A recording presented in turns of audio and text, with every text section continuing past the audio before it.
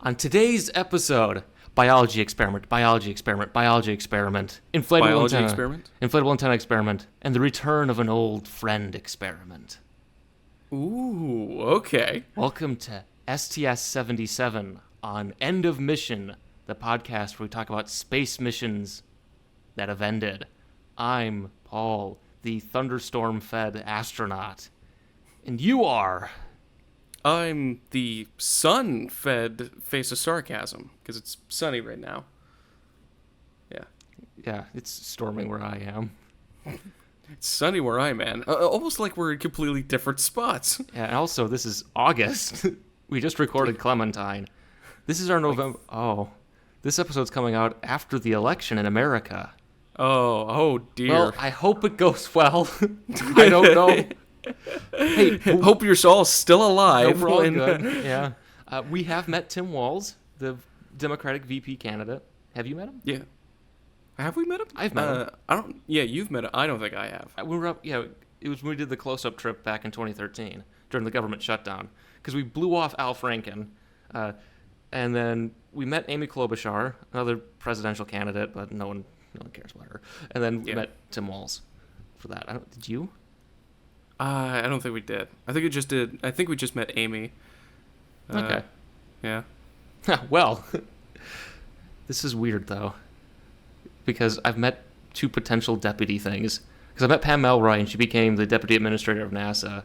Tim Walz might be vice president by the time this episode. Well, elected vice president. I mean, he doesn't take off. They won't take office till January, 2025. Right. But yeah, I mean, we'll know by then when this episode comes out. Yeah. So we're talking about space shuttle mission in 1996. So don't worry, no elections then. We won't talk about that more. We're not end of politics. That's our purview. So what do you think? There was an election in 1990. Whatever. No one cares. So this is STS-77. We've bored you already with talking about things that will have happened. Yes. The reason I picked this mission is because of the inflatable antenna experiment. As you can see. I mean, hey, that is pretty cool. That is a very cool... I got pictures of it, don't worry. Better.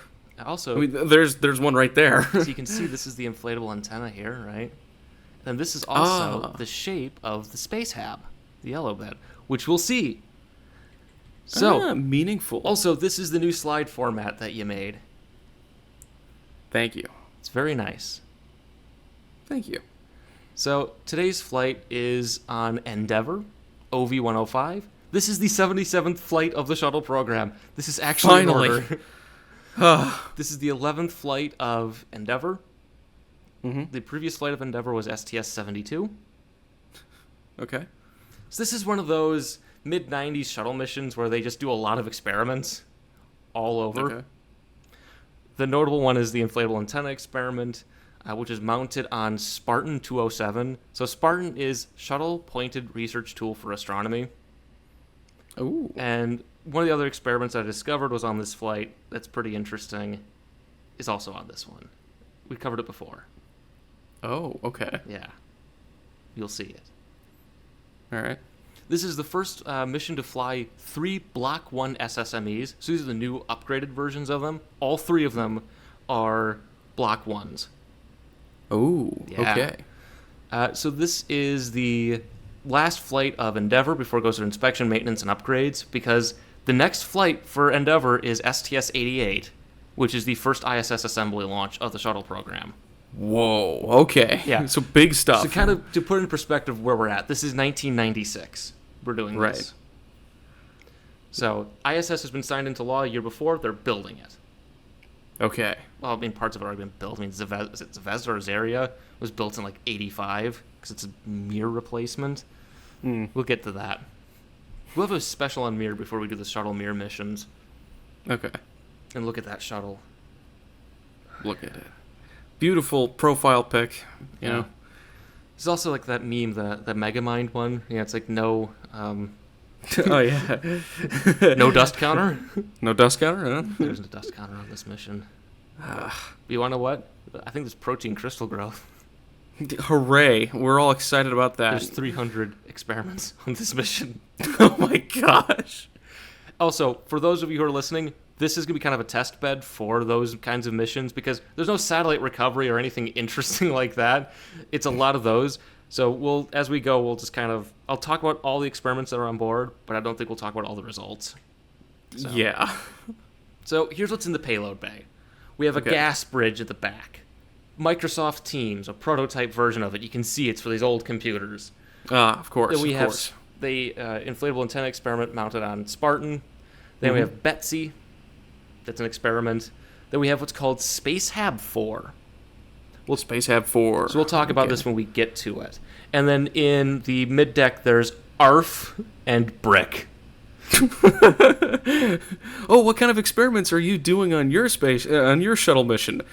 BRIC. ARF. Yeah. BRIC.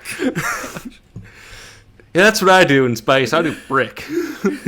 Sure. So why did you decide to become an astronaut? Oh, I wanted to explore space and the cosmos and do incredible, exciting science experiments. Oh yeah, what kind of experiments are we working on?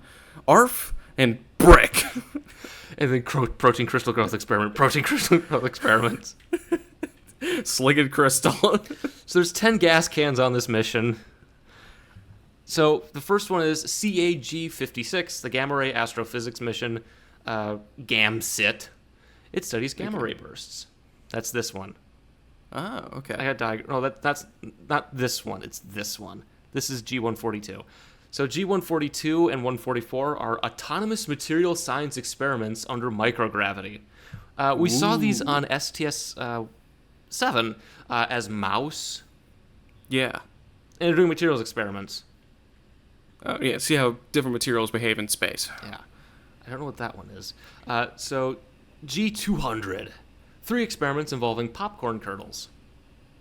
Oh, wait, 160. Sorry, I missed. It's 163 is first. That's this one. This is 163. Don't worry, we'll get the popcorn kernels next. Okay. So this one's diffusion coefficient measurement facility. So it measures the speed where mercuric iodide is evaporated and is transported under microgravity conditions. So diffusion coefficient's a thing that you use in like combustion, and because it's the mixing of things in the air, right? Okay. That's what diffusion is. It's you have a concentration of a gas in one spot, and it's in a fluid, so it'll diffuse out other places. And they're trying to figure out what that does, what the actual coefficients for that in the equations are. I did a bunch of this in my combustion class. That sounds like it was a lot of fun. They had a lot of fun on this mission. Yes. Mm-hmm. The G200, that's this one, is 3 experiments involving popcorn kernels. Yes. Done by popcorn. Designed by children, obviously, from Utah. So they'll be popped in comparison to ground-based popcorn. See, does the movie popcorn in space taste better than the movie popcorn on Earth? See? Real science going on there. Oh, that's real science. Sorry. I forgot how many of these I actually got diagrams for. So G490, 2 experiments. One determines if low-level gravitational fields can be measured in convection currents on a heated fluid. Okay. That's kind of interesting. Yeah. And then 2. Can you make gravity? Yeah, then 2 seeds. Seeds. Just blind some seeds. Just seeds. There you go. G564 and 565 are Canadian. So I'll say that's what are these about, you know? Yeah. So nanocrystal gas, nanogas, and Atlantic Canada thin organic semiconductors, actors. You do the hyphen thing, so it looks like it's AC Tors, no, it's actors. So there's plenty of theatrical production, so many personality disorders.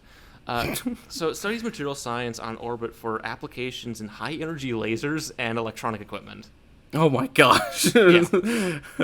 A lot of acting. A lot of acting. Then G703 is the microgravity smoldering combustion. That's this one. Oh, okay. So smoldering is non-flaming combustion. So there's combustion happening, but there's no flame. Okay. Right? So it's not lighting things on fire, but it's still combusting. Yeah. So it seeks to understand the complex thermochemistry involved in this kind of combustion. And microgravity is a good place to do it, so you don't have actual gravity pulling it down. It's dragging it down, man.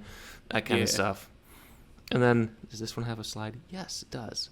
G741, Tank Pressure Control Experiment Reduced Fill Level. TPCE Refill. So this focuses nucleate pool boiling heat transfer under microgravity. Studies boiling and microgravity under the conditions for pool boiling, specifically on dryout and wetting. Pretty much, you have spacecraft with cryogenic propellant tanks, right? Or cryogenic tanks on them. Like the shuttle actually has cryogenic tanks on it for the fuel cells. Yeah. This studies what they do with partially filled spacecraft tanks. So it's filled with 40% oxygen and Freon 113. Okay. They're testing what that does. What do? Yes. Oh, look at this. Yeah, of course. Found some of this stuff, in in a couple of bottles under the cabinet. Let's see what happens. Yeah, of course. Duh. One of these has pictures from another. It was the other one, the refill experiment. That's the other one. We'll get to that. Don't worry. Sorry, I'm trying to remember all because like 5 tank experiments. Like which one's which? So this is Microsoft Teams, the prototype, as you can see. Yeah. Back when you still had tanks for all the different cells. Yeah. Yeah, so one of these is your calendar, right? This is for video calls. So this is technology experiments for advancing missions in space, carries 4 experiments. It's on a hitchhiker module, so it's like a gas bridge, but it's hitchhikers. Okay. So GAIN, that's this one, so it's this guy on top. Okay. It's called GAIN. GAIN. GPS attitude and navigation experiment. Verifies the ability for GPS to get spacecraft's position within 0.1 degrees per axis, because the ISS is going to need that. Oh, You're gearing up for ISS here. Got to make sure all this stuff works. That way ISS isn't, like, always at a weird angle. Yeah. That won't happen ever, except when the NAUCA module docked with it. So then we have vented tank resupply experiment. I like this one. Yeah. And now, this one actually flew previously on, I think, like STS-77. That one actually has video recordings of this. So we'll talk about more on that one. But so this tests methods for in-space refueling. Think filling a gasoline tank, but with the complications of microgravity. This one's specifically testing capillary action veins and their ability to vent vapor. Basically using capillary action to suck the stuff through. Yeah. Okay. Yeah. Capillary action veins. It's like an action figure. You know, those Saturday morning cartoons had those stuff to sell toys, right? It's like capillary action veins on your shuttle model today. Get that one. I just got gas cans. Oh. Drink some gasoline. Yeah. So we have passively aerodynamically stabilized, magnetically damped satellite, PAMS. So it's a small satellite that's going to be deployed, and it's going to use the atmosphere for orientation. This is where the breeze is coming from, so that's where the atmosphere is. Yeah, because because again, you're still in the atmosphere, sort of. Yeah. So it's going to stabilize it a bit. And then, liquid metal thermal experiment. Tests 3 heat pipes using potassium. So these use potassium as the metal. And then, so it's a porous wicking material and the working fluid. The fluids on this flight are oxygen, ammonia, and more potassium. So these 3... So they're recreating Terminator 2. Yes. Okay. Yeah. We have Robert Patrick on board. Mm-hmm. Yeah. So that's what this is. So it's the 3 heat pipes, and we test those out and verify them. Again, the shuttle is a science test bed that you can bring back down. Yes. You're going to perform experiments. Yeah. You really can't do this today with the ISS or any of the resupply spacecraft. Well, that's unfortunate. That's depressing. Yeah. So, Spartan 207 inflatable antenna experiment. So the idea behind this is spacecraft are kind of limited, right? You want to do more, they become bigger, they become heavier, which means they need to be more expensive. And if they're heavier, that means they need a bigger launch vehicle, which makes them more expensive. That kind of limits commercial activity in space. Mm-hmm. What if you just inflated stuff? Yeah. Like a bouncy castle. Yeah. Yeah. So what this is testing is, can you build an antenna that inflates and use that as a reflector instead of just a big dish that unfolds? Can you build a bouncy castle? Yes. That works as a radio antenna. Yeah, it works as the antenna. So the Spartan has the inflatable antenna on top of it. It's got the canister, it's going to have nitrogen, compressed air. It's going to fill this thing up, and it's going to make that. The thing we saw at the beginning. Yes. Sort of. So So the idea here is they could build giant antennas that normally act like normal antennas, but they cost about a tenth of what they're supposed to. Hey, that's great. Some savings there. So this flight's got a 50-foot or 14-meter inflatable antenna. Okay. So they're going to take it out. It's going to inflate. They're going to test it out. They're going to take pictures of it. They're going to, does this work? And then they're going to detach it and let it burn up and pull a Spartan back. Okay. Yeah. Then there's Betsy, the Brilliant Eyes 10 Kelvin sorption cryocooler experiment. Now, I'm not a heat transfer guy, so this is hard to explain. So this is a cryocooler that lowers the temperature down to 10 Kelvin for infrared telescopes. Sorption coolers use metal alloy powders called metal hydrides that absorb hydrogen refrigerant in a cycle. So they heat the metal powder to pressurize the hydrogen, and then they cool it to room temperature so it absorbs the hydrogen and then reduces the pressure. Which then reduces the temperature. Yeah, so they're doing that in cycles. They circulate the hydrogen so it gets down to 10 Kelvin. Okay. I could not find any results of this. I don't think I did, or at least. So it's basically just it's a coolant. Yeah, they're testing to see if that works. Again, so that way they can make infrared telescopes that can operate at 10 Kelvin. Yeah, which is very cold. Liquid hydrogen is 20. Yeah, they're very cold. Yeah. So Space Hab 4. So this is the fourth flight of Space Hab.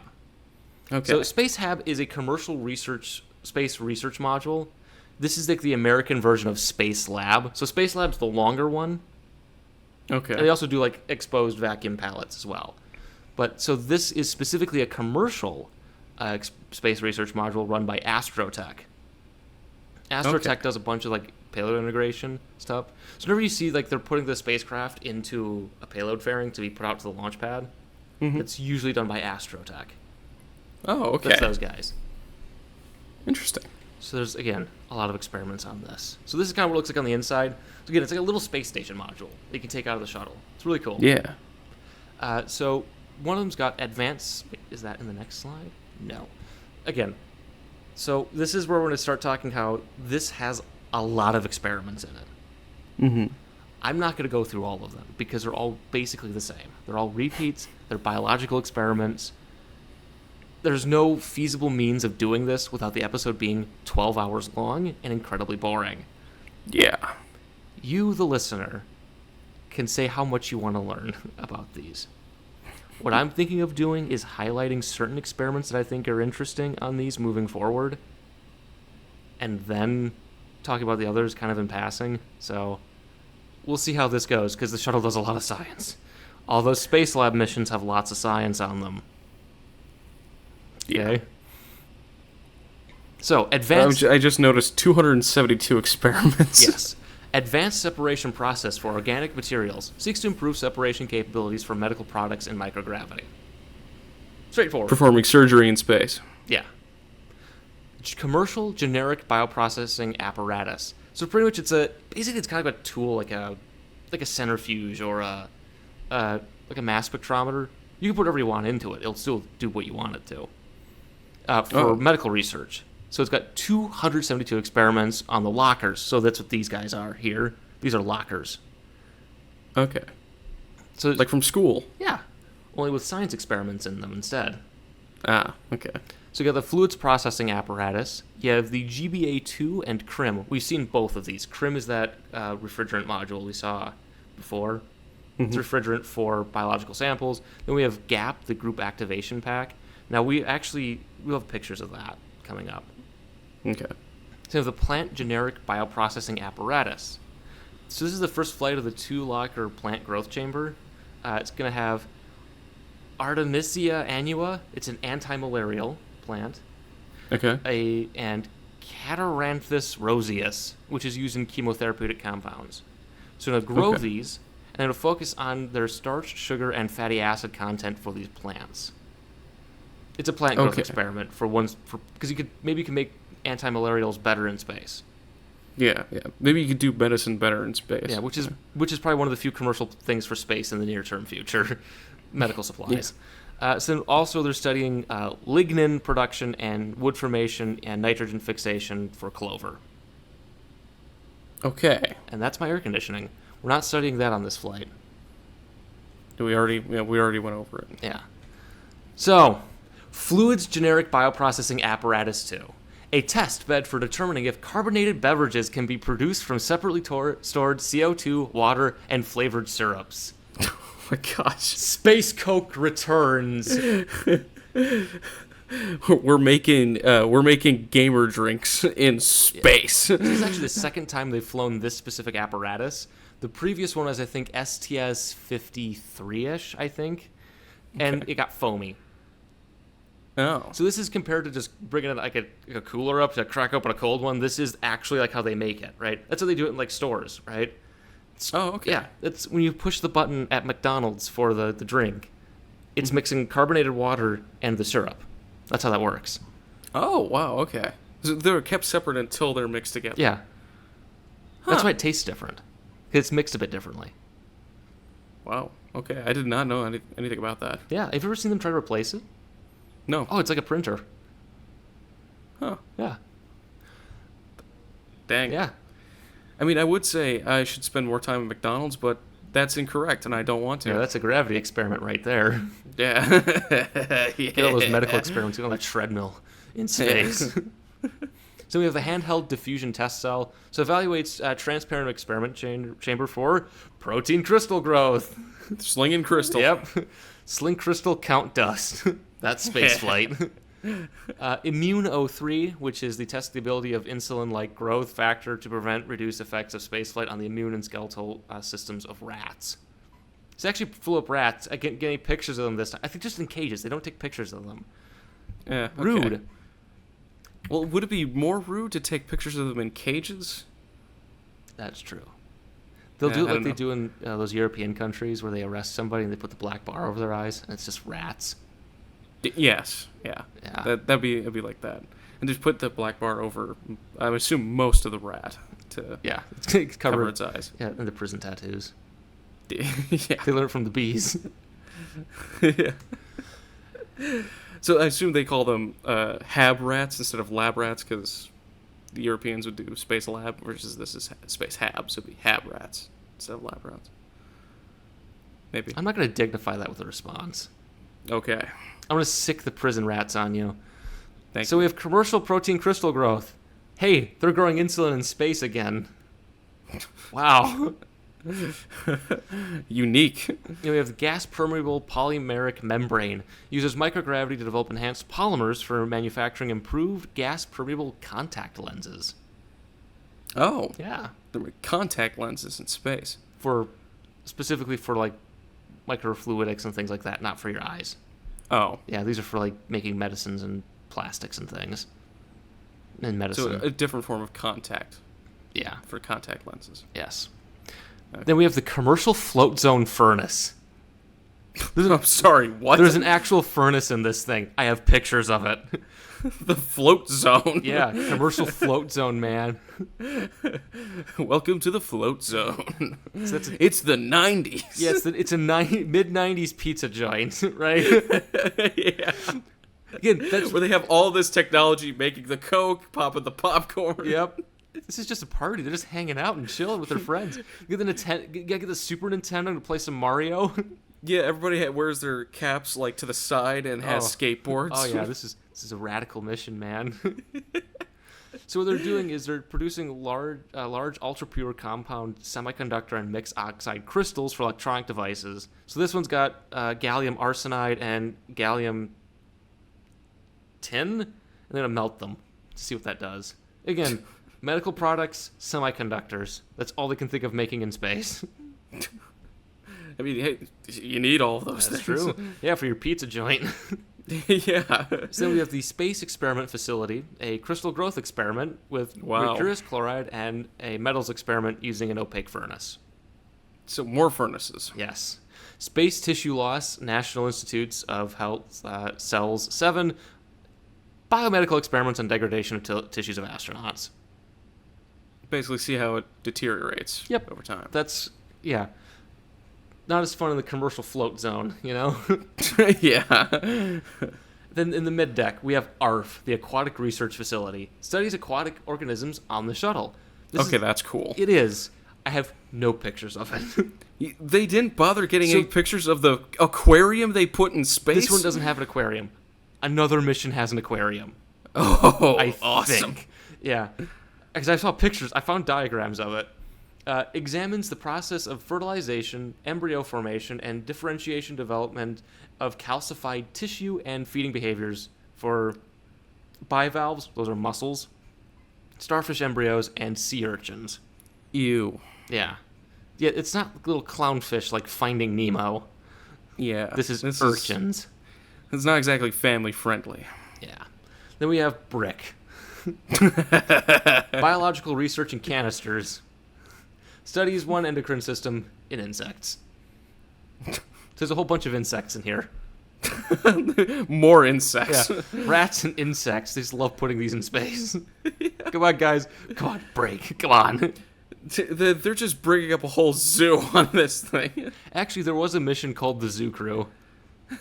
That was earlier, though. That was a pre-Challenger mission. Oh, wow. So we got some interesting science experiments in the commercial float zone. Yeah. So who's flying this mission? Our commander is John Casper. He's alive. He was born... He's not a ghost. Yeah, he was born July 9th, 1943. He's from Greenville, South Carolina. He's an Air Force pilot and engineer with his MS from Purdue. He's from Astronaut Group 10. He was the pilot on STS-76 and the commander on STS-54 and 62. This is his last spaceflight. But he's going to stay at NASA and work on other programs like the ISS, Space Launch Initiative, Crew Return Vehicle. Oh, okay. A lot of stuff. Yep. Hey, what a banger mission so far to end on. Yeah, the commercial float zone. Yeah. Our pilot is Curtis L. Brown Jr., Kurt. He was born March 11th, 1956 in Elizabethtown, North Carolina. So got some little interstate rivalry going there. Ooh.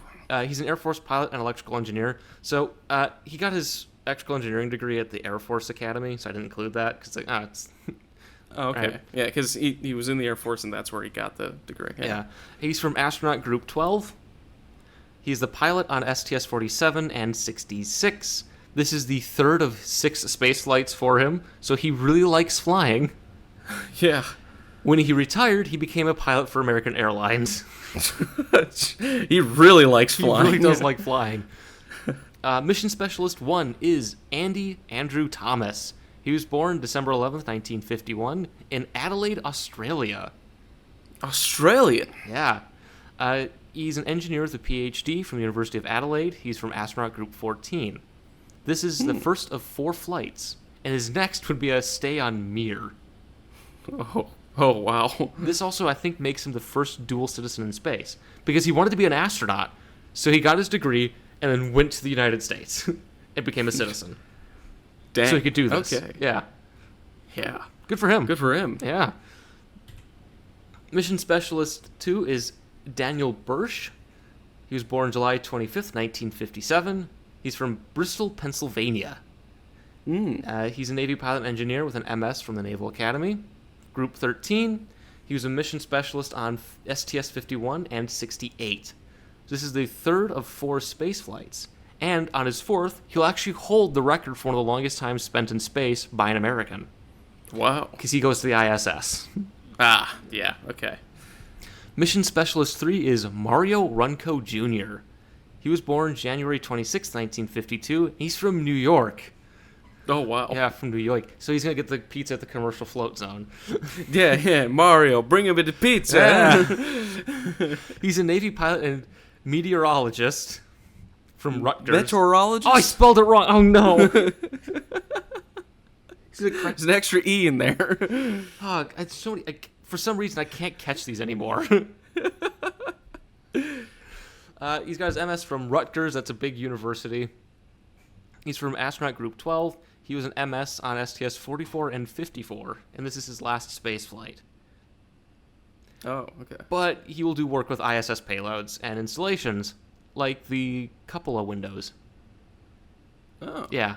Okay, so that's kind of important because they observe Earth and... Yeah, and be a motorologist or whatever. yeah, meteorologist. And then we have Mission Specialist 4, Mark Garneau.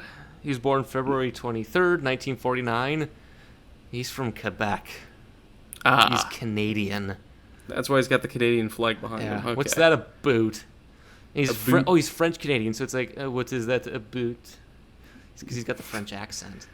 Oh, He sounds like, what's that streamer who can't speak? XQC? Yes, him.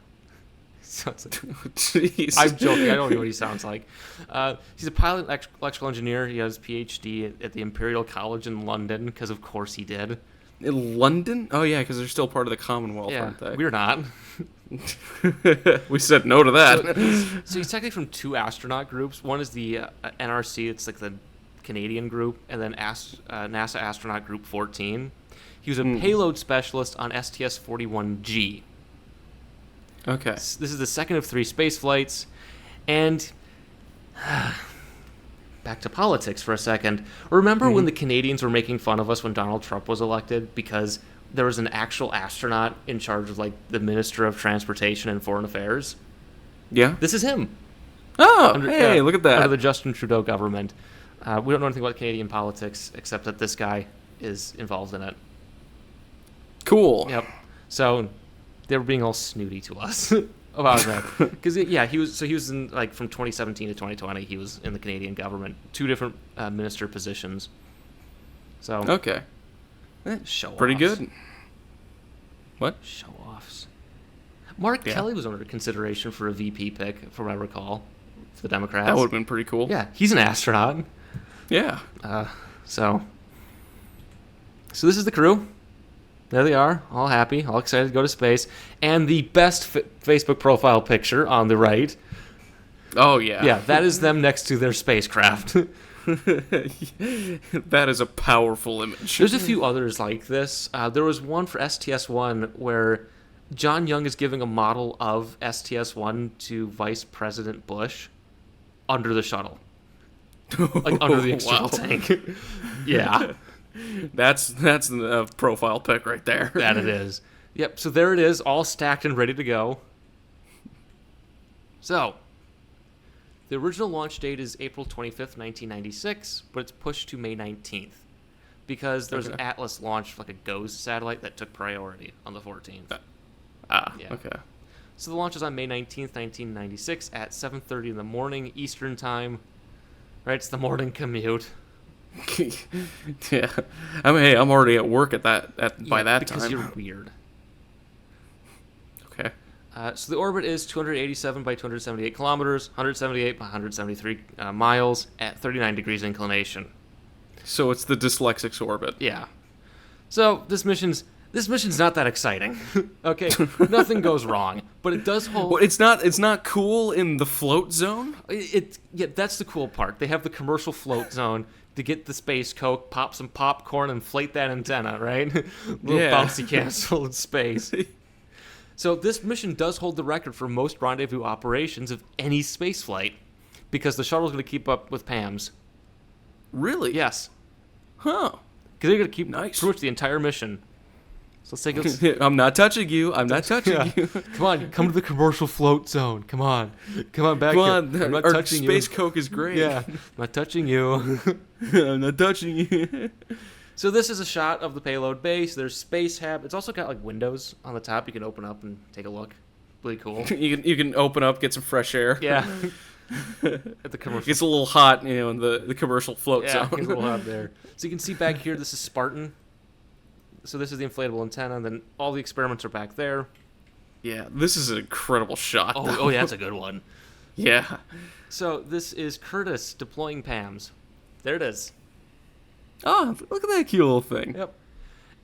And I'm not going day by day because there's no day by day excitement on this. This isn't a satellite recovery mission.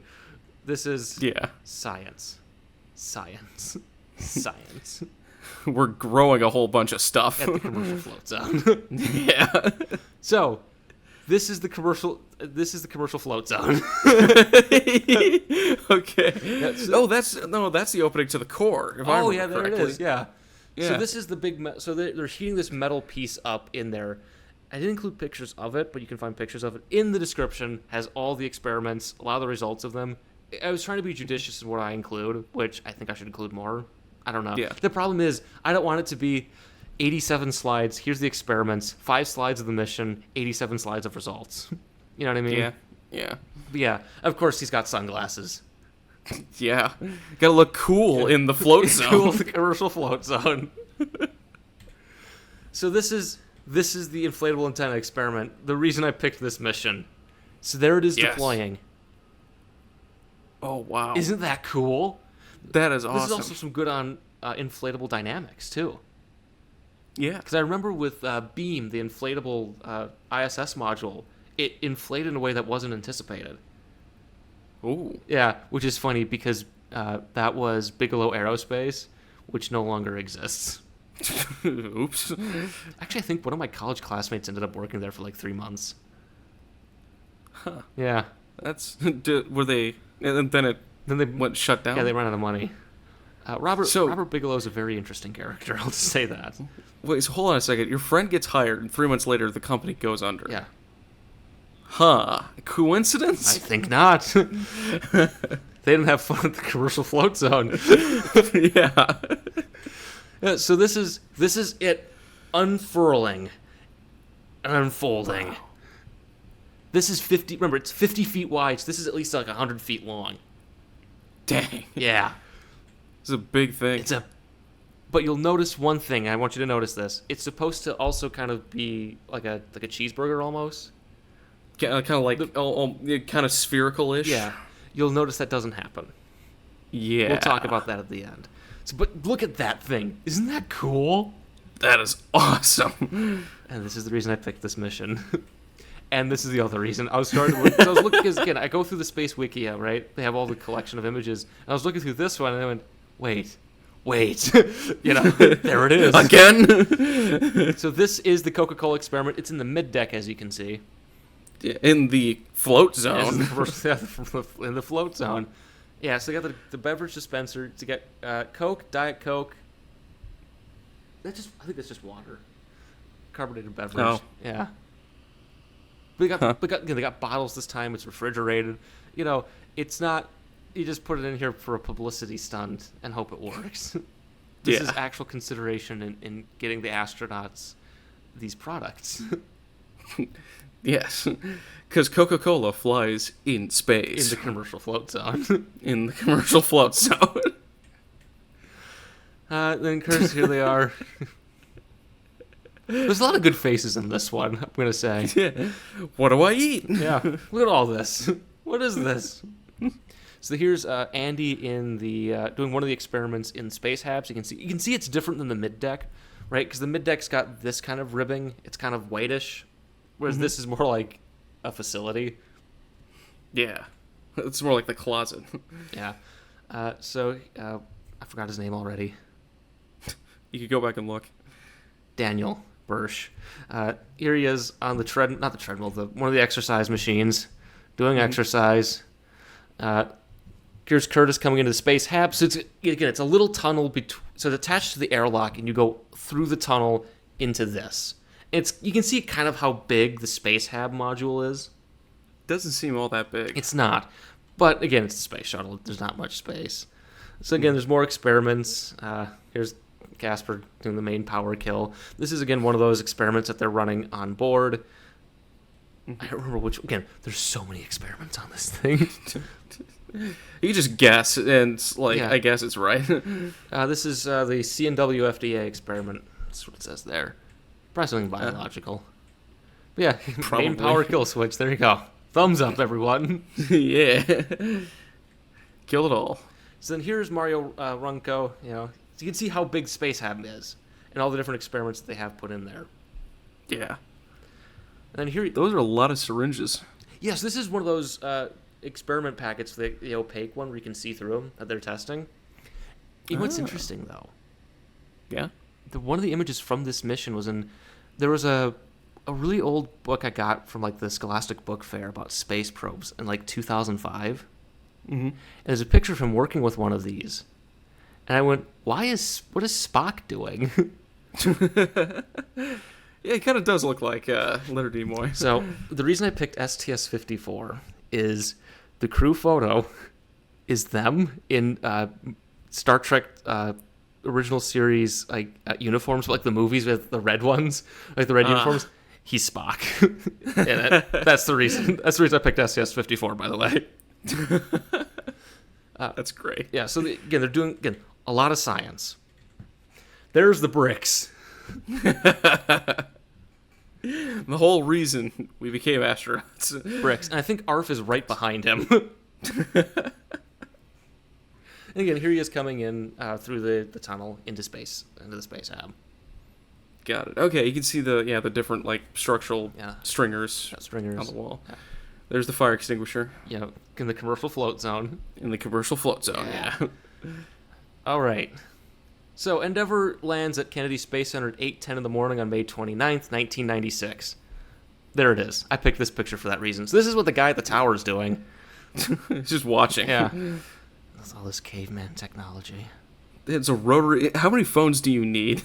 4 at least. Yeah. So this mission is 10 days, 40 minutes, and 10 seconds, 161 orbits.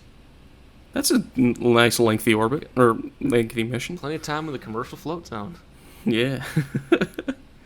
So again, there's a lot of experiments. Now, the most important one, of course, the astronauts enjoyed the Space Coke and Diet Coke. They thought it was good. Good. I could not find anything on the Utah popcorn experiment, though. So that's inconclusive. Because they ate them. Yeah, they ate it. Is it popcorn? Sorry, I can't do the commercial float zone. Okay, I know what the title's going to include for this episode. Yeah. So this is the tank experiment. Ooh. So this confirmed design approaches for refilling tanks and achieved greater transfer than the drop tower on Earth, because a drop tower will help you simulate microgravity, right? Because you're the spot of free fall, so you can test this. Oh, right. Okay. So you can kind of see the acquisition devices here, right? The little spikes coming up the side of the tank. Mm-hmm. So you could see that. And again, for the earlier flight, you have video of this. There's like an hour of video of these being tested. It's really cool. That's cool. For the inflatable antenna experiment, the deployment was affected by an unexpected amount of residual air in the structure. So most of it ended up in the frame instead of in the dish, where it's supposed to balloon out. Oh, so it didn't get all the way down there. So it didn't do complete deployment. They're also unable to characterize reflector structure because of this. Oh. Nice imagery, though. So this is what they did on the ground, because again, they built a few test articles to test it out, to see what these can do. Mm-hmm. So the smoldering experiment, smolder combustion propagation is a lot faster in slower oxidizer flow rates in microgravity than it is on Earth. So triangle, microgravity, Earth, not microgravity. Huh. So it just goes faster. Yeah. Because you think about it, gravity is going to influence diffusion and the flame shape. Right, that's why flames are balls. Right, in space, yeah. Yeah. Compared to the flame shape that they are on Earth. Yep. So the fun of the commercial float zone, this is what they were doing. They were heating it up, and right, they're heating up this little rod basically, and see what would happen. Right, forming zone processing. Showed the encapsulant played an important role in reducing convection, because they're trying to make semiconductors and all that fun stuff in the commercial float zone in space. One of them had a big gas bubble. If you find a picture of it, it's just swollen. Is it kind of like that third image that they have? Yeah, on the diagram? Yeah, it's a lot like that. Because there's a big bubble on the side of it burst.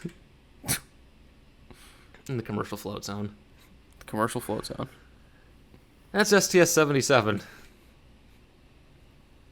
Pretty successful. Very successful mission. I think Wayne Hale says this is his favorite shuttle mission, and Wayne Hale is a flight director at NASA during the shuttle program. His blog's pretty interesting. Yeah, thumbs up.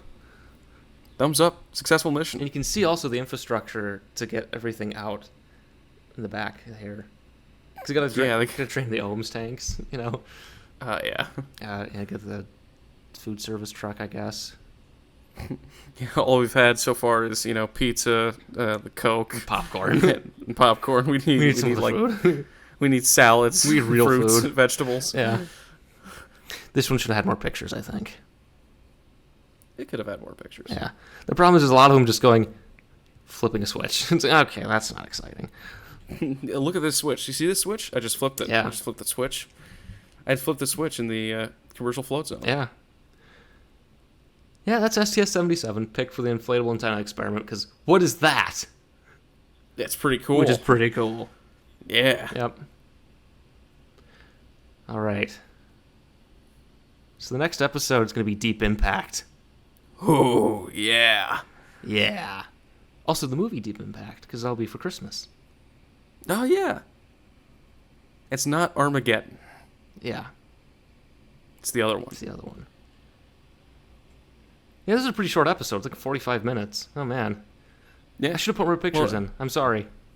That's okay. I've been busy. I got graduate school started up again in my ballistic missile trajectory design class. So I'm kind of preparing for that. And I went to my 10-year high school reunion. Yeah, you're getting old. Yeah. But yeah. Deep Impact. This will be a fun mission. A lot of pictures for this one. Like that. So. That's a pretty incredible one. That's a mission. Look at all that dust. You could count. There's so much dust counted on this mission. So much dust produced on this mission. Look at all that dust. You see the dust with all the rays? Yeah, You see the that's dust, a lot right? of dust. Yeah, That's a lot of dust. you're gonna love. You see all the stuff between the rays? All that hazy? There's dust there. That's more dust. So you're gonna love the Stardust mission. It's gonna collect some dust. Better count that dust. Yeah. Yep. So that was STS-77.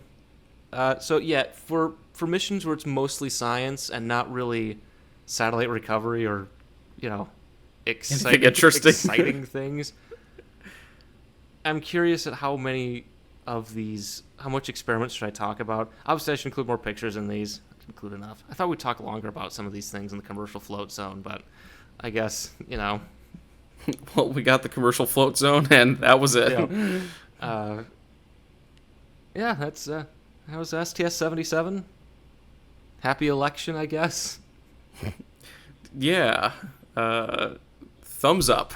Thumbs up for the commercial float zone. I'm going to turn my hat the right way around and skate on out of here. Yeah, totally. Thank you all. Radical. Thank you all so much for watching. And this has been End of Mission.